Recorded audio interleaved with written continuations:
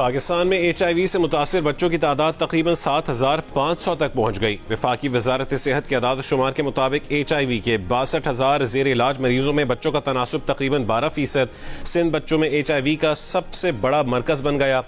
صوبے میں HIV سے متاثر تقریباً 4,200 بچے رجسٹرڈ۔ وفاقی حکومت نے UNICEF, World Food Programme, WHO اور نیوٹریشن انٹرنیشنل سے غذائی معاونت طلب کر لی۔ HIV کے شکار بچوں کو خصوصی غذائی سپلیمنٹس اور خوراک فراہم کرنے کا منصوبہ۔ حکام کے مطابق شدید غذائی قلت کے شکار بچوں کو خصوصی خوراک اور مسلسل طبی نگرانی فراہم کی جائے گی۔ والدین اور تیمارداروں کو بچوں کی غذائی ضروریات سے متعلق رہنمائی بھی فراہم کی جائے گی۔ ماہرین کے مطابق HIV سے متاثرہ بچوں کو دیگر بچوں کے مقابلے میں 10 سے 20% زیادہ توانائی اور پروٹین درکار ہوتی ہے۔ HIV سے متاثرہ بچوں میں غذائی قلت پر قابو پا کر علاج کے نتائج مزید بہتر بنائے جا سکتے ہیں۔ براڈ پیک پر برفانی تودہ گرنے سے لاپتہ 2 کوہ پیماؤں کی تلاش میں سرچ آپریشن دوسرے روز بھی جاری۔ منگما شرپا کی قیادت میں 3 رکنی Nepali rescue team base camp پہنچ گئی۔ برطانیہ کی امدادی ٹیم آج پاکستان پہنچے گی۔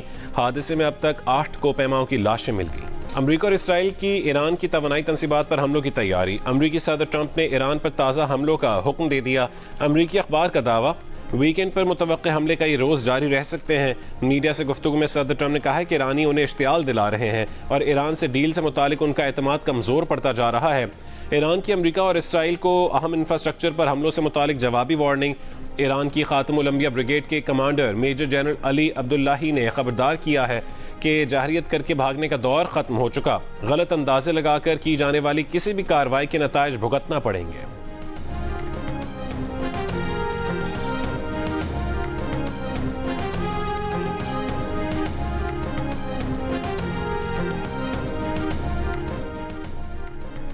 JUI کے امیر مولانا فضل الرحمان نے کہا ہے کہ آزاد کشمیر میں احتجاج 2 ماہ سے جاری ہے۔ 5 جون کو حالات خراب ہوئے، کمیٹی نے ثالثی کی درخواست کی لیکن حکومت نے کوئی اہمیت نہ دی۔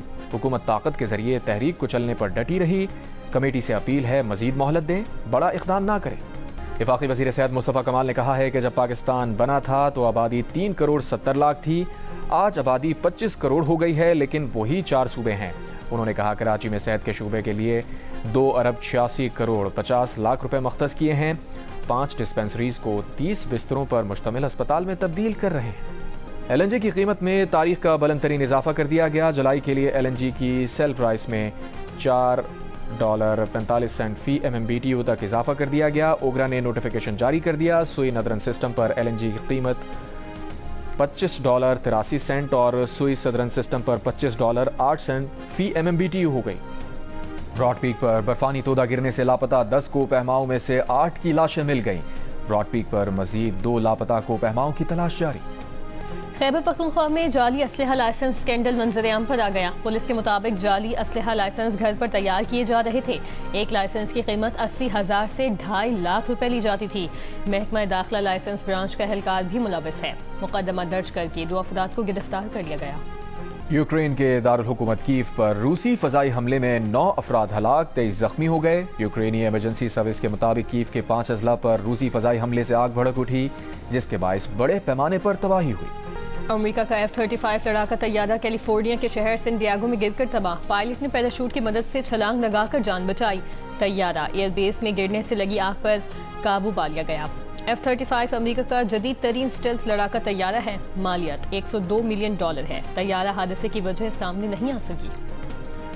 کامن ویلتھ گیمز میں پاکستان کے ارشد ندیم کوئی میڈل نہ جیت سکے۔ ارشد ندیم کی پہلی تھرو ضائع، دوسری 77.41 میٹر، تیسری تھرو 75.39 میٹر رہی۔ 12 ایتھلیٹس میں 9واں نمبر رہا۔ سری لنکا کے رومیش تھارنگا نے 89.75 میٹر کی تھرو کے ساتھ سونے کا تمغہ جیت لیا۔ بھارت کے نیرج چوپڑا کی دوسری اور بھارت ہی کے یشویر سنگھ کی تیسری پوزیشن۔